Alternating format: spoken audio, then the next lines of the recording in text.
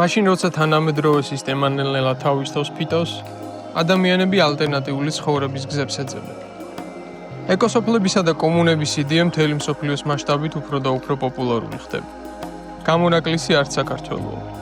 დაახლოებით 2 წლის წინ ლაგოდეხის მუნიციპალიტეტში, სოფელ ნინიგორში პირველი ეკოსოფელი გამოჩნდა. რამდენიმე თანამოაზრემ საერთო დასახლების გაკეთება გადაწყვიტა. ჩვენი გადამღები ჯგუფი მათთან ერთ დღეს გაატარებს. ეს ტერიტორია თითქმის 2 წელია, რაც გვაქვს. ამჟამად გახდება მეორე წელი.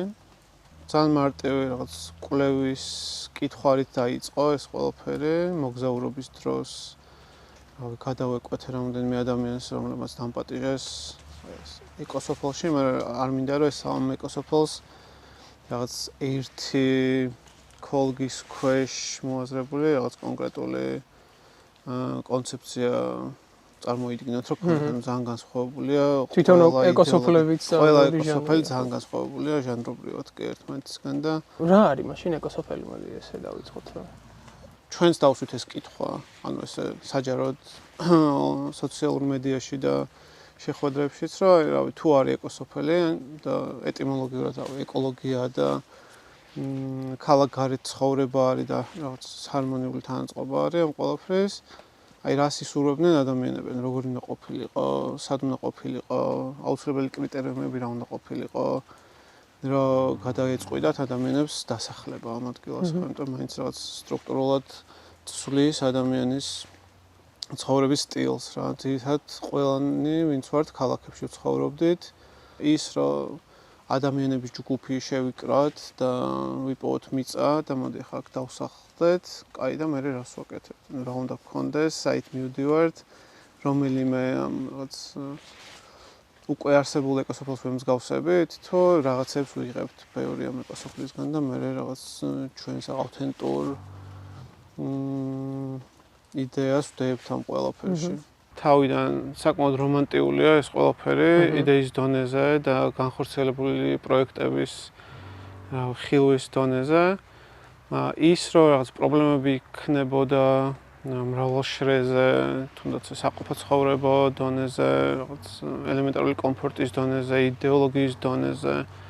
არ ვიცი, რამოდენიმე მაგალითს მოვიყვან, იმიტომ რომ წლების განმავლობაში 5-6 წელია ალბათ მუშაობთ ადამიანების ჯგუფებთან, ვხვდებით პერიოდულად, რომ გავიგოთ, ანუ რა წარმოუდგენიათ, რა მოწონთ, რა არ მოწონთ, სად იცხოვრებენ, სად არ იცხოვრებდნენ. ან რამოდენიმე მაგალითია ვიღაცებს წარმოუდგენიათ, რომ ეხა ეკოსოფელში ელექტროენერგიის გადამცემი ბოძი არ უნდა იყოს საერთოდ და თუ ეგეთი არის, ნუ მაშინ რა ეკოსოფელი ხართ საერთოდ. ანუ ეს კრიტიკის რაღაც მდინარე სულ თან დაყვება რა, რაზეც არ უნდა ილაპარაკო, ყოველთვის გამოგიძებნიან რაღაცას, რაც არა ეს არ არის ის. შესაბამისად, ვცდილობთ ერთი რომ თან ადაპტურები ვიყოთ, თან ვეცადოთ რომ რაღაც ორივე მხარე გქონდეს. რავი, ტექნოლოგიების ინტეგრაციასაც ვფიქრობთ, სოციალურ მედიასაც ვიყენებთ, რავი, ადამიანებსაც ვეძებთ ჯერ კიდევ, ანუ გახსნილი გვაქვს ეს ადგილები, ასე ვთქვათ, რაღაც რეზიდენტები თუ არიან პოტენციური, რომ კონდეს შეხვედრები, რაღაც პრობაციის დრო გვაქვს, ამ პრობაციის პერიოდში ბევრ რაღაცას ვსწავლობთ ჩვენ თავზეც, იმიტომ თვითონ დამფუძნებლებსაც გვაქვს ეს პრობაციის პერიოდი. რამდენად ვეწყობით რა ამ გარემოს რეზიდენტებში ეს გულისხმობ, ანუ პოტენციური ადამიანები, ვინც უნდა იცხოვრონ თქვენ დასახლებაში. ანუ რას აპირებთ ესე ვთქვათ, ესე ადამიანებს შეუძლიათ მოვიდნენ და თქვა რომ მე ამ სოფელში ცხოვრება მინდა და აიშენოს თავისი საცხოვრებელი და ცხოვროს. ძალიან ბევრი ვიფიქრე და ვიმუშავეთ როგორც აღვნიშნე ამ თეორიულ კონცეფციალურ ნაწილზე და იდეა არის დაახლოებით ესეთი, გვაქვს 6.5 ჰექტარი ტერიტორია. ადამიანებისთვის ღია არის, ანუ როგორც თემი, როგორც რაღაც მოძრაობა, რომ დაინტერესდნენ, გაგვიცნონ, რეზიდენტებს აქვთ შესაძლებლობა, რომ რაღაც დროის პერიოდით იქნება ეს ქართველი თუ უცხოელი ამ მიწის გარკვეულ მონაკვეთზე ქონდეს უფლება, რომ განახორციელოს მისთვის სასურველი დასახლების პროექტი. გვინდა რომ საკმაოდ ეკოლოგიურ ჩარჩოებში ჯდებოდეს, რაღაც მეორადი მასალების გამოყენებით აშენდეს თუ ეს სახლი იქნება. ადგილობრივად მოპოვებული მასალებით შევქმნათ ის სივრცე, რომელიც წარმოგვიდგენია საბოლოოდ. ერთი მთავარი კითხვა ალბათ, რაც მაყურებლებსაც გაუჩნდებოდათ, დარწმუნებული ვარ, ფინანსური ნაწილი. ეხლა ეს ხო კომერციულად მომგებიანი ვერ იქნება, რასაც აკეთებთ, რაღაცა გარკვეული ტიპის ინვესტიციასაც საჭიროებს და სავარაუდოდ გიწევთ კიდევაც თქვენ რამე სხვა სამსახურების.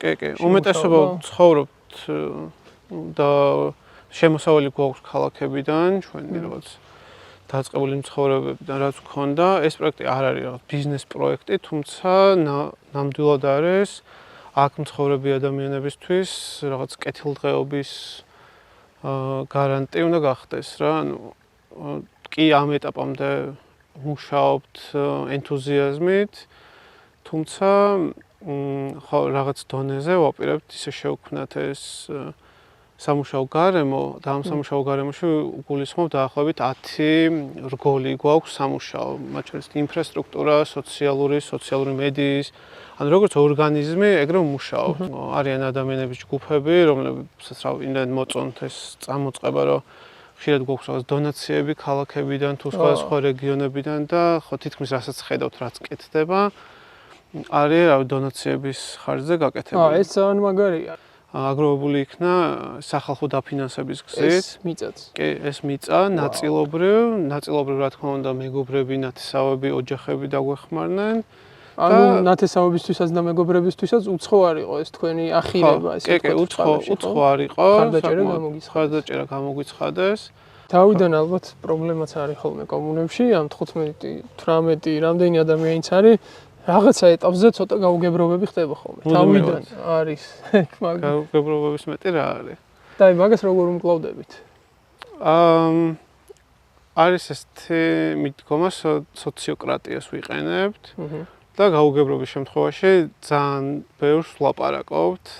ვლაპარაკობთ მანამდე, სანამ ამ ერთ ადამიანს არ ექნება რაღაც დაშვების რაღაც გარკვეული დონე, რომ მისთვის რაღაცები გასაგები ხდება. ან პირიქთან შეიძლება სრულიად შეიცვალოს მდგომარეობა და კომპრომისი მოხდეს იმ 9 ადამიანისგან და 12 განრისხებული მამაკაცის სცენარი გამახსენდა. ერთი კაცი რო შეცვლის დანარჩენი 11 კაცის აზრს. ამდა ესეთი წესი გაქვთ რაღაცა ხო, ყოველკვირეული შეხვედრები გვაქვს, ყოველ სამშაბათს საღამოს 9 საათზე, ან პირადად ვიკრიბებით, ან თუ არ ვართ ადგილზე ონლაინ ხვდებით და გვაქვს დაახლოებით 9 რგოლი, ამ ყოველ რგოლს ყავს თავისი ჯგუფი, რომლებიც ცალ-ცალკე იკრიბებენ, მაგალითად მებაღეობის ჯგუფი, რგოლი არის ცალკე, ინფრასტრუქტურის ცალკე, სოციალური ცალკე, სოციალური მედიის ცალკე და ამ თითოეულ რგოლს ყავს თავისი დელეგატი, რომელიც მე ყოველ კვირას სამშაბათობით ვიკრიბებით, განვიხილავთ ამ საკითხებს, რაც რაღაც პრიორიტეტულად ვალაგებთ, რაც სასწრაფოა ჯერ მაგას ვაკეთებთ.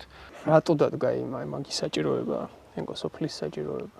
ბანალური პასუხი მექნება ალბათ, ეს ქალაქის ცხოვრება იმდენად შეუიარაღებელი თვალით რთულდება და ტოქსიკური ხდება, რომ ხდება ეს საჭიროება რაღაც ქალაქ გარეთ შეიქმნას ესეთ სივრცეები, სადაც ადამიანები თავიანთ პოტენციალს გამოავლენენ. ჩვენი გუნდის უმრავლესობა მაინც ვერთიანდებით ამ რაღაც გარემოს დაცვის ირგვლივ და ხშირად ვარ ჩართულები სხვადასხვა კვლევებში, რომელიც აღწერს აშკარა კლიმატის კრიზისს, მათ შორის ჩვენს რეგიონში.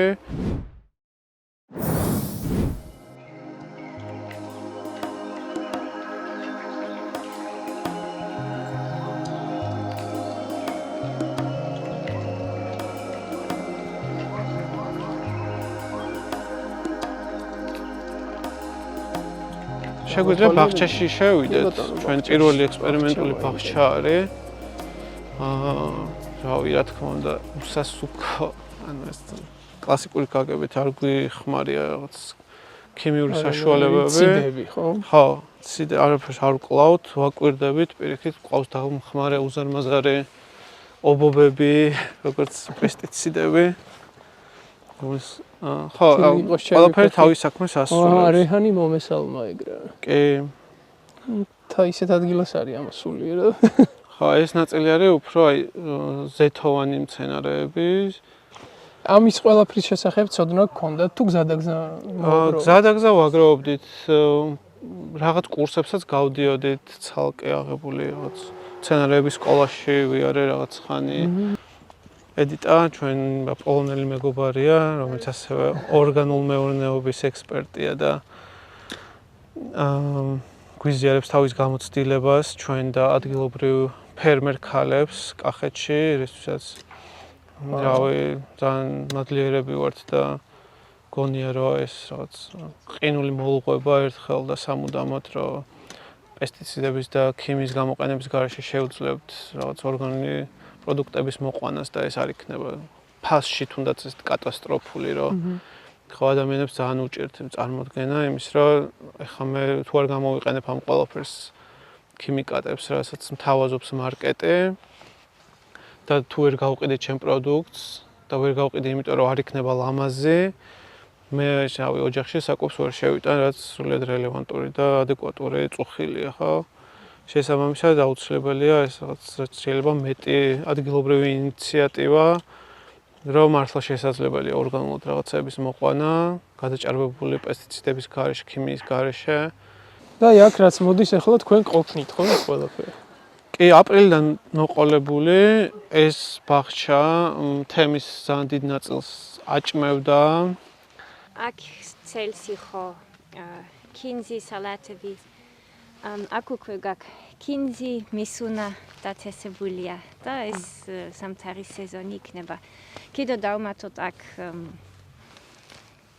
ხახვის ხო და მულჩის აუცილებლად უნდა გავაკეთებ ეკოლოგიური ფერმერი რომ ვართ ძალიან ბევრი ბალახები მოდიან სულ და დიდი შრომა არის უფრო პირველი წელი ძალიან ბევრი თესლები იქნენ მიწას წელს უფრო კარგად იქნება მაგრამ მაინც შრომა უნდა და მულჩ გავაკეთოთ რომ არ გაიზარდიან შენ როგორ მოხდი აქ აქ მოვიდა და მომეწონა და დარჩა აქიც და ძალიან მინდოდა ეკოსოფეში თემში ცხოვრება How do you see Georgia from your point of view in like in terms of eco villages how its situation right now here compared to European practice and other world Well, this is the first eco-village in the South Caucasus, which in the general definition, in the sense of the world, Georgia has a lot of potential, amazing climate, soils, amazing people who are very open, and a lot could be done. And I really hope that this concept can be implemented in other regions of Georgia too. But yeah, there needs to be a political climate that is that would be helpful, and also economically there are many challenges. But I think there is a potential, and working together with friends from other countries and networking, we can learn a lot from what is happening in other countries. But yeah, I see that there in Georgia, it doesn't need to be exactly how we do it. There is a lot of ways to revive rural economies, work together, make more sustainable agriculture, because there is this possibility with this amazing climate and soils, and also people are smart and they open also to change, but it's a lot of work. დიდი მადლობა. წარმატებებს გისურვებთ. მადლობა. თქვენს ბუნებრივი პესტიციდი ძალიან ლამაზი ობობა, ბაღის ობობა, რომელიც ძალიან დიდ სამუშაოს ასრულებს მწერების კონტროლში. ეს თქვენ ჩაასახლეთ? არა, ცხოვრობ. აქ ცხოვრობდა, საკმაოდ ბევრი არიან და ძალიან მნიშვნელოვანი ნაწილია. რა ლამაზია. ეს ობობა რას აკეთებს? ეს ობობა იჭერს მათ შორის ფაროსნებს, შესაბამისად ეს ცოცხალი ბადე არის, რომ თლად არ გააქროს, თუმცა რაღაც ბალანსი ინარჩუნებს, ბალანსი შეინარჩუნოს კი. ეს ბაღჩა ქონდა რაღაც დაახლოებით 3 ექსპერიმენტულ ნაწილად. ეს ბოლო ნაწილი რაც ხედავთ ყველაზე გაველურებულს არის ეს იაპონელი ფერმერი არის ფუკუოკა. კი ბატონო. და ჩვენს მეგობარს ქონდა ძალიან დიდი სურვილი, რომ მისი მეთოდებით ეს მოეყარა უბრალოდ თესლები და დაკვირვებულიყო და ხო ეს არის რაღაც შედეგი. მრავალფეროვნება გვაქვს, რაღაცები გაიდა. ჩარლზ ვერის რევოლუცია, ხო? ხო. ფუკუ. კიდე გვაქვს აქ ძალიან ბევრი თავისთავად ჭინჭარი, რაც დაგხვდა და წელს ხომის გამოყენებას აი საზღვრები აღარ ქონდა. ხან ფხალეული გააკეთე. ფხალეული, ხან უმად პესტოები, ხან ბოლოს ხინკალი ჭინჭრის ხინკალი? კი, ჭინჭრის და ნივრის ხინკალი ძალიან გემრიელი იყო. ჭინჭარი შიგთავსია? ჭინჭარი შიგთავსია, კი. შეგვიძლია ჩვენს სათემო დროებით სამზარეულოში შევიხედოთ. აუცილებლად.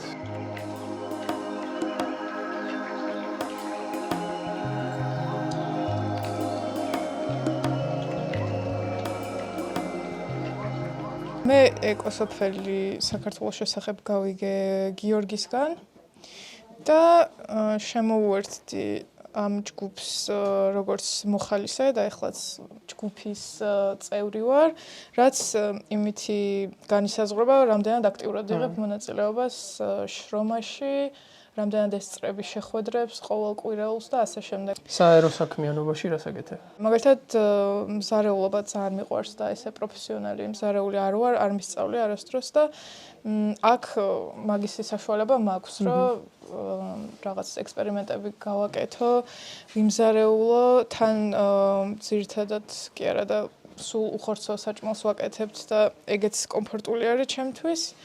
სხვა მხრივ, რავი, საერო მასში რეალობაში ვცდილობ ფოტოგრაფიას, ვიზუალურ ხელოვნებას ერთი სიტყვით. აი შენთვის რა იყო ყველაზე დიდი გამოწვევა მაგალითად ეკოსოფელში? ერთი დიდი გამოწვევა ძალიან ის არის, რომ აქ ყოფნა გვიჭირს იმ ადამიანებს, ვისაც სამსახურები გვაქვს თბილისში. ფაქტობრივად, ანუ ეს რაღაცა ოფისური სამსახურები იმდენ დროს ართმევს ადამიანებს, რომ ესეთი ინიციატივებისთვის, ანუ უნდა ერჩიო, რომ ან რაღაცა ფინანსური შემოსავალი გქონდეს, ან ისაკეთო, რაც არ ვიცი, უფრო მეტად გეხალისება და მაგიტო იმის გამო, რომ ჯგუფის უმრავლესობა ეგეთ სამსახურში არის დასაქმებული, რომელიც რაღაც ფიზიკურ ყოფნას ითხოვს ქალაქში, მაგიტო ძალიან გვიჭირს ხოლმე შეკრება მიწაზე. და მაგის გამო რაღაც პროცესები უფრო ნელა მიდის რა, იქნება ეგ რემონტი თუ უბრალოდ რაღაც კოლექტივზე მუშაობა, რომ აი როგორ ვიღებთ გადაწყვეტილებებს და უფრო კარგად რო გავერკვეთ, ვთქვათ რა არის ის ღირებულებები, რაც გვაერთიანებს. მე პირადად მაგ გამოწვევას ხედავ, რომ აი დროის დეფიციტის გამო რთული არის შეკრება ერთად მიწაზე. კაი, ყველაზე მაგას რა გიბალანსებს, ასე ვთქვათ, რა არის ყველაზე მომხიბვლელი აქ ისთვისაც მოდიხარ. ალბათ ის არის, რომ აი როგორ შეგვიძლია წარმოვიდგინოთ, იმიტომ რომ ჩემი აზრით ჩემთვის მაინც რაღაც სატესტო რეჟიმში ვარ ახლა, რომ როგორ შეიძლება აი ესეთ სამყაროში, რომელიც ძალიან მარტო ინდივიდების განვითარებაზე არის ორიენტირებული, კოლექტიურად როგორ შეიძლება ერთად ვიცხოვროთ, ისე რომ ეს მიწა და სახლი და ფერმა და ბაღი არ იყოს ერთი ადამიანის, არამედ იყოს რაღაც საერთო სიკეთე და როგორ შეიძლება უცხო ადამიანებთან ერთადაც კი იპოვო რაღაცა საერთო წერტილი, რომ აი უბრალოდ კონფლიქტში არ მოხვიდე, ანუ არ არის აუცილებელი, რომ ამ კოლექტივში ყველა სახლო მეგობარი იყოს, ან აი რაღაცა არ არის აუცილებელი, რომ ოჯახად მოვიაზრებდეთ ერთმანეთს, მაგრამ ის რომ უბრალოდ რაღაც არ ვიცი 20 სხვადასხვა ტიპის ოჯახს და ეს ოჯახებიც არ არის აუცილებლად რაღაცა დედა, მამა და შვილი, ანუ ძალიან ბევრნაირი ოჯახი შეიძლება იყოს აქ. აი მაგათ შეძლოთ თანაცხოვრება.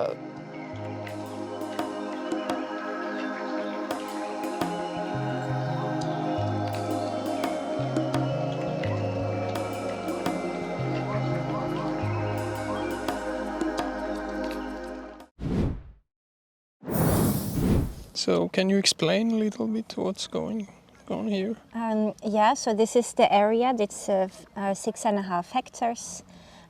We are now standing here. This is the community building that we are currently renovating. There will be a community kitchen, event space, and some places for volunteers to stay. You already saw community gardens. We still will develop them better, have a small greenhouse. From spring we start planning the residential area, so now there are some 25 households planned for people to live in, families, single people, or people living in shared houses. It really depends who will join us. We are now around 18 residents and prospective residents. They each gave us a loan. At the time we were buying the land, this is how we could finance through the loans of future residents. That includes us and other people. For now, we are also accepting new residents. There would be a probation period to see if we fit together and if they like it, if we like them, and so on. And then there would be a loan from the future residents to the eco-village, or we can also negotiate any other construction. And then people can build a house on a plot of land. It will be around 300 square meters. And all residents are expected to contribute to the community space and community events, what we are going to do. There will be many different activities, not only farming, but we plan an education center and a community building for events for adults as well as for children. There will be social enterprises. It could be anything. It could be soft tourism or some production, recycling facilities of anything that is corresponding to our values of sustainability and environmental friendliness. Here is a big fruit forest. When we bought the land, there were hazelnuts. You might have seen them. And now we are trying to plant other trees to break the monoculture and to increase biodiversity. And this is also how we are combating the parosanas and to have more diversity. Here is a stream. Here we are also having events, and we plan to build a swimming pool and a natural swimming pool, and with a sauna and like a relaxing space for residents. This is the parking, because we don't want cars standing around here. So there will be solar panels that give the shade to the cars who will be staying here. If you really need to, if you need to deliver something, you can come here and put the car back. This is the zoning. We will need it for the municipality. And there's a wild area. We plan to plant native tree species. We will start in spring. შესანიშნავი სამუშაო გაგიწევიათ. შესანიშნავი სამუშაო გაგიწევიათ. და როდის აპირებთ ამის დამთავრებას, როგორ ფიქრობთ? Many years. ბევრი წელი. აი, ახლა აქ დავიწყოთ და ზაფხული უკვე 3 სახლი დავიწყოთ აშენება. სახლებიც საინტერესო იქნება, ნამჯის და თიხის სახლები, ძალიან ეკოლოგიური და თბილი, ენერგიაეფექტიური. მოგძანდით თქვენს. აუცილებლად. მადლობა ძალიან დიდი. წარმატებები. მადლობა. ხო. თავარ ფრთას ვეძახით, ანუ ფერმის ნაწილი. და ეს თქვენი არ არის, ასე ვთქვათ, ჩვენია უბრალოდ იყენებს ახლა ეს ადამიანი და ამ ადგილის გასუფთავებას ჯერ არ ვიწყებთ, ხო? და არის როგორ გძნობთ თავს მათთან ერთად? რავი, საკმაოდ ბუნებრივად გძნობთ თავს.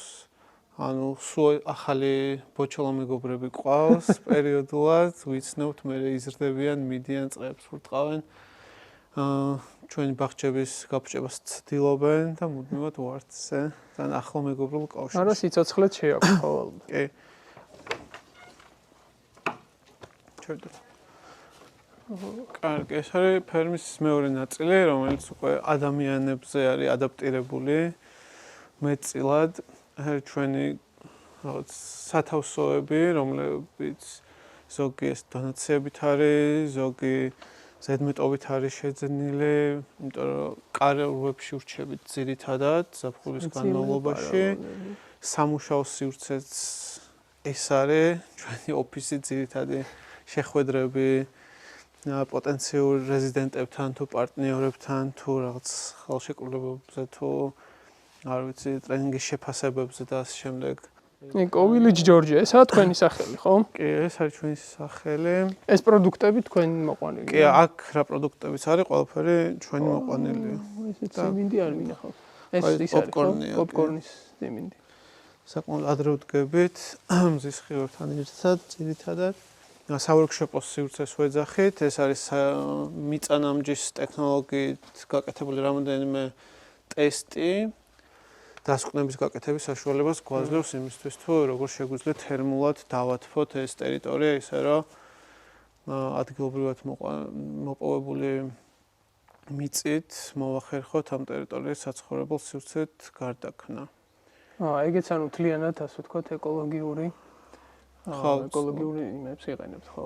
კი, მაქსიმალურად ვცდილობ. შეიძლება პლასმასით გამოვიყენოთ, მაგრამ ხშირ შემთხვევაში გადამუშავებული პლასმასი იქნება მეორადი გამოყენების, მათ შორის ხეც. და თქვენ რასაც ხედავ, საკმაოდ საერთაშორისო კომუნა ხართ. ანუ ძალიან ბევრი უცხოელი არის თქვენთან ერთად და ნაიწევან საუბარშიც გიყვებოდი კიდევაც, რომ დიდი ხანია ხა თქვენი გვერდის შესახებ ვიცი და თვალყურს გადავნით და ზოგადად გულშემატკივრობ მეც რა ამ იდეებს, რაც ეხება ეკოლოგიას და ეკოსოფლებს და აუროვილში ყოფნის დროს იქ ერთ-ერთ ორგანიზაციაში, რომელსაც ერქვა Silk Road, Green Silk Road. Ну, ესეთ ტურებს აკეთებენ ეკოსოფლებში მთელი მსოფლიოს მასშტაბით და ძალიან გამიხარდა მაგათ რუკაზე ვიპოვე ეკოვილიჯ ჯორჯია. აი მან როგორ დამეგობრდით ასე ვთქვათ. აი მაშინ მივხვდი რომ ხო, ანუ მოსულიყავი. კარგი ეს არის კავშირი გიპოვიათ. ეს აუროვილი თავის მხრივ არის ერთ-ერთი ყველაზე ძველი ეკოსოფელი, რომელიც არის ეკოსოფლების საერთაშორისო ქსელის წევრი, Global Ecology Network-ი და 2 წლის წინ თვითონ ჩამოვიდნენ, გვიპოვეს ესე ონლაინ და ჩვენც გავხდით საერთაშორისო მოძრაობის წევრი. და ხო ძალიან საინტერესო პროექტი აქვს. ეს მწვანე რუკა, მწვანე აბრეშუმის რუკა, აუროვილიდან, ანუ ინდოეთის სამხრეთიდან იწყებენ მხოლოდ საზღვაო და სახმელეთო გზებით მოძრაობას დაახლოებით 10 ადამიანიანი ჯგუფი, სხვადასხვა გამოცდილებით, სხვადასხვა შესაძლებლობებით, უნარებით და ჩვენ ვართ პირველი მათ რუკაზე, სადაც შემოდიან და რჩებიან და გვეხმარებიან იმ საჭიროებების და პრობლემების მოგვარებაში, რაც გაგვაჩნია ხოლმე კონკრეტულ მონაკვეთში. და ეს არის რომელიც ასე ვთქვათ აერთიანებს ეკოსოფლებს მთელი კი აერთიანებს ეკოსოფლებს, არა მხოლოდ ეკოსოფლებს, არამედ სხვა ინიციატივებს, რომლებიც რაღაც სოციალური თანასწორობის პრინციპებზე დაფუძნებულ მოძრაობებსაც აერთიანებს. და ხო ამ რუკის ბოლოში დაგეგმილია რაღაც საზაფხულო სკოლა, რომელიც ამ გზაზე მიღებული გამოცდილების ერთგვარი შეჯამება იქნება და უფრო განვითარება ამ პროექტის. ანუ რაღაც შეგვიძლია ვთქვათ, რომ ეკოსოფლებსაც ანუ გააქვთ რაღაცა სოფლის მასშტაბით კავშირები ერთმანეთთან და უზიარებთ და ეხმარებით. კი, კი. ძალიან დიდი მადლობა და წარმატებებს გისურვებთ მოკლედ მთელი გულით და სულით და ინტერესდებით. ალბათ თქვენიცით ხანდახან მოხალისეთ ჩამოგირბენთ ხოლმე. სიამოვნებით, ნებისმიერ დროს. ძალიან კარგი. აბა თქვენი ცით მეგობრებო, ძალიან დიდი მადლობა, რომ გვიყურეთ და მადლობა.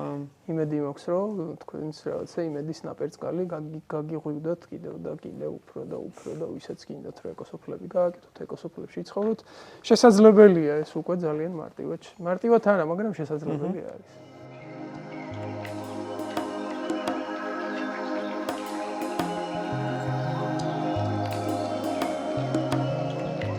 ეკოსოფლის სტუმრები და გუნდის წევრები მეზობელ სოფელ ფონაში გაემგზავრნენ, სადაც საქართველოში ყველაზე დიდ ბიომეურნეობას ესტუმრებიან იქაური გამოცდილების გასაზიარებლად. ცხადია ჩვენც მათ შეუერთდი და ეს შესაძლებლობა ხელიდან არ გაუშვით. ამას შემდეგ ეპიზოდში იხილავთ.